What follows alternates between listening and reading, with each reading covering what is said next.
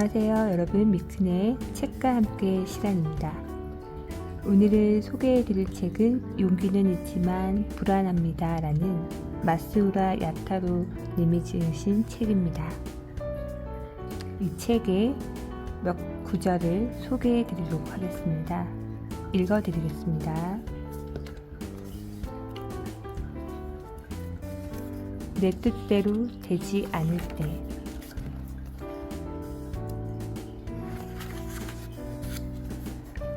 좀 더 하는 마음으로 살아간다면 가난은 자기가 만족하고 있는가 아닌가로 결정됩니다. 돈, 집, 소유물 등 자신의 외양을 위한 만족만 추구하고 있다면 언제까지나 계속 가난할 것입니다. 아무리 돈이 많아도 아무리 생활이 풍족해도 당신의 만족은 채워지지 않을 것입니다. 남보다 많이 가져야 한다고 생각하면 끝이 없다는 말입니다. 좀 더 자신의 내면으로 눈을 돌리도록 합시다. 눈에 보이지 않는 것에서 가치를 찾아낼 수 있다면 가난과 영원히 이별할 수 있을 것입니다. 설령 세상의 기준으로 볼 때 가난하더라도 만족하며 살 수 있습니다. 돈과 물건을 소유하지 않는 것이 불행은 아니라는 사실을 기억합시다. Here and now. 오늘 하루를 힘껏 살아가면 내일은 자연스럽게 따라옵니다. 내일을 또 열심히 살면 모레도 저절로 따라옵니다. 이를 무수히 반복하다 보면 하루가 쌓여지고 때가 되면 자연스럽게 꿈이 이루어집니다.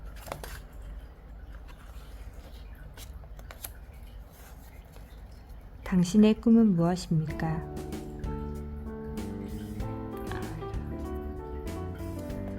살아있는 동안 무슨 일이 일어날지 모르기 때문에 돌연 뜻밖의 일이 생기듯 꿈이 이루어지는 경우도 있겠지요. 그러나 저는 갑자기 이루어진 꿈은 금세 사라져버린다고 생각합니다. 부랴부랴 손에 넣은 것은 재빨리 떠나버립니다. 벼락치기로 공부한 것을 순식간에 잊어버리는 이치와 비슷할지도 모릅니다. 그런 점에서 볼 때 오랜 시간을 들여 자기 자신의 차분히 이루어온 꿈은 확실히 내 것이 됩니다. 1년에 걸쳐 공부한 내용은 쉽게 잊어버리지 않는 원리와 같습니다. 당신의 꿈은 무엇입니까? 또 한 가지, 꿈을 이루는 데 있어 중요한 것은 꿈은 꼭 이루어진다고 믿는 믿음입니다. 어차피 무리야 라는 생각을 한다면 매일매일을 열심히 살 수 없습니다. 어깨에 힘을 빼고 꿈은 내가 생각하는 이상으로 이루어지는 것이라고 가볍고 유연하지만 확실하게 믿는 것이 중요하다고 생각합니다. 자주 듣는 말이지만 꿈을 이룬 사람은 꿈을 잊지 않고 꿈을 포기하지 않았던 사람이니까요. 오늘을 열심히 살면 꿈은 저절로 이루어진다는 사실을 아는 것입니다. 예외는 없습니다. 또 한 가지는 꿈을 종이에 쓰는 것입니다. 정말로 꿈을 이루고 싶다면 오늘 하루를 열심히 살아야 합니다. 미래의 일보다 오늘의 충만함, 성취감을 소중히 맛보는 겁니다. 또 꿈은 이루어진다는 믿음이 있어야 합니다. 마지막으로 꿈을 종이에 쓰는 습관을 가져야 합니다. 큰 꿈도 있고 작은 꿈도 있기 때문에 글로 쓰지 않으면 잊어버릴 수 있습니다. 수첩이든 종이든 상관없습니다. 어쨌든 써서 매일 들여다봅시다. 보고 있는 동안 나도 모르는 사이에 잠재의식 속에 새겨져 꿈으로 이어지는 행동을 하게 됩니다. 매일 들여다보게 되는 꿈을 글로 쓰는 사람은 의외로 적은데 저는 꿈을 반드시 글로 적어 놓습니다. 큰 꿈도 있고 작은 꿈도 있기 때문에 글로 쓰지 않으면 잊어버릴 수 있습니다. 저는 기회가 있을 때마다 이렇게 말합니다. 하지만 이를 좀처럼 실행하는 사람이 없어서 아주 안타깝습니다. 이런 경험을 하고 싶어.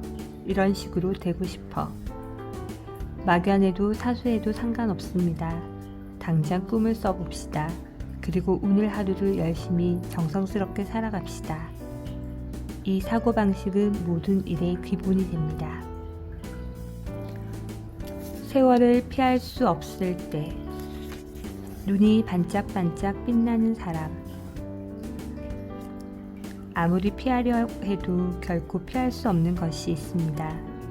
저는 이 사실을 받아들이는 것이 인간다움이라고 생각합니다.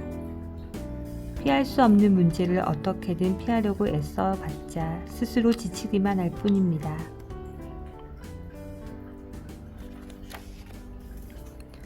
인간은 아무리 노력해도 피할 수 없는 일 앞에서 견딜 수 있도록 창조되었습니다. 피할 수 없는 일은 피하도록 하자라고 필사적으로 사는 자세와 피할 수 없지만 견딜 수 있다고 단단히 각오하며 살아가는 자세 사이에는 큰 차이가 있습니다. 겉모습과 육체적 세태를 막는 방법은 세상에 놀랄 만큼 넘칩니다. 그만큼 나이가 들고 늙어가는 것에 대한 불안과 쓸쓸함을 느끼는 사람이 많다는 뜻이겠지요. 특히 여성은 그 같은 경향이 강한 것 같습니다. 나이 드는 것을 막기 위한 화장품, 영양 보충제, 건강법이 무수히 존재하죠. 아무리 효과적인 제품이나 방법이 있다 하더라도 나이 먹는 것을 멈추게 할 수는 없습니다. 시간을 멈출 수 없으므로 당연한 이야기입니다. 그러나 노화를 멈출 수 없다는 이야기는 어디까지나 육체와 관련된 문제로 정신은 다른 이야기입니다. 마음의 나이를 알려주는 바로미터. 당신은 거울을 유심히 봅니까? 대개 목욕 후에 거울을 들여다 볼 것입니다. 그때 어디를 유심히 보고 있나요?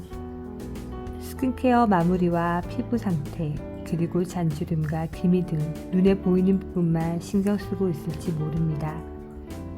그러나 진짜로 차분히 봐야 하는 것은 눈입니다. 충분히 반짝이고 있는가? 호기심을 잃고 잃지 않는가? 젊음을 지키고 있는가? 확인해야 합니다. 면도할 때조차 거울을 제대로 보지 않는 남성일지라도 매일 거울을 보며 자기의 눈을 확인하면 좋겠습니다. 왜냐하면 눈은 마음의 나이를 알려주는 바로미터이기 때문입니다.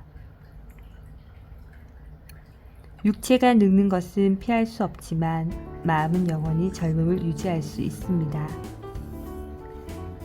나이가 들수록 젊어 보이는 사람은 다양한 경험을 하고 여러 가지 일들을 도전하는 사람입니다.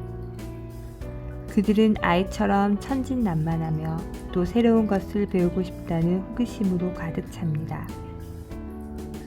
배움을 통해 그들은 진정한 자유를 얻습니다. 최근에 살아간다는 것은 죽을 때까지 계속 배우는 것이라는 사실을 깨닫게 되었습니다.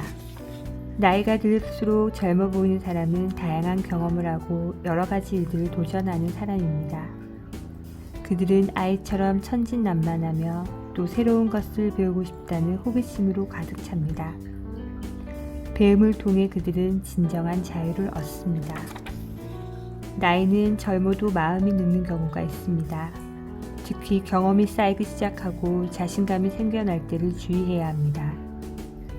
다음 단계를 알지 못하면서 현재 알고 있는 상황만으로 지레 결정을 내린다면 꿈을 크게 꿀 수 없습니다. 거울 속의 나의 얼굴. 앞으로는 매일 거울을 봅시다. 우선 거울 속의 자기 얼굴을 잘 살피는 겁니다. 아, 나는 지금 이런 인상이구나. 역시 이런 식으로 나이를 먹는 건가 봐. 10년 전 얼굴과는 또 다르네. 가능하면 눈길을 돌리고 싶은 현실을 거침없이 바라봅시다. 직면하기 무서워서 참을 수 없는 일도 정면에서 마주대하면 그 이상도 그 이하도 아닌 일이 됩니다. 이따금 뜻밖의 좋은 점을 발견하는 일도 생깁니다. 다음으로 눈의 반짝임을 잘 살펴봅시다. 반짝이고 있는가? 늙지 않았는가? 호기심을 느끼고 있는가? 솔직함이 줄어들지 않았는가? 눈을 본다는 것은 마음을 보는 일입니다. 거울 앞에서 마음을 점검하는 시간을 가져보세요. 이는 늙음에 대한 불안과 쓸쓸함을 없애는 가장 좋은 비결입니다. 나이가 든다는 사실에 너무 집중하지 마세요. 시간이 지날수록 자기다움에 더 가까워집니다. 경험이 쌓이고 많은 사람과 만나면 나를 발견하게 됩니다. 차분히 자신을 응시하며 자기답게 아름다운 삶을 만들어 나가 보세요. 나이 드는 일은 무척 행복한 일입니다.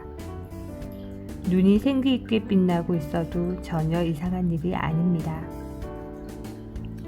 눈을 본다는 것은 마음을 보는 일입니다. 거울 앞에서 마음을 점검하는 시간을 가져보세요. 용기는 있지만 불안합니다 라는 이 책을 통해서 불안이 기대와 설렘으로 바뀌는 순간, 저는 이 책을 읽고 정말 약간 설레는 희망을 얻게 되었고요. 책에 나와 있는 것처럼 저를 잘 믿게 되었습니다. 여러분도 한번 용기를 내셔서 이 책을 먼저 한번 읽어보시면 어떨까요? 감사합니다. 밀근이었습니다.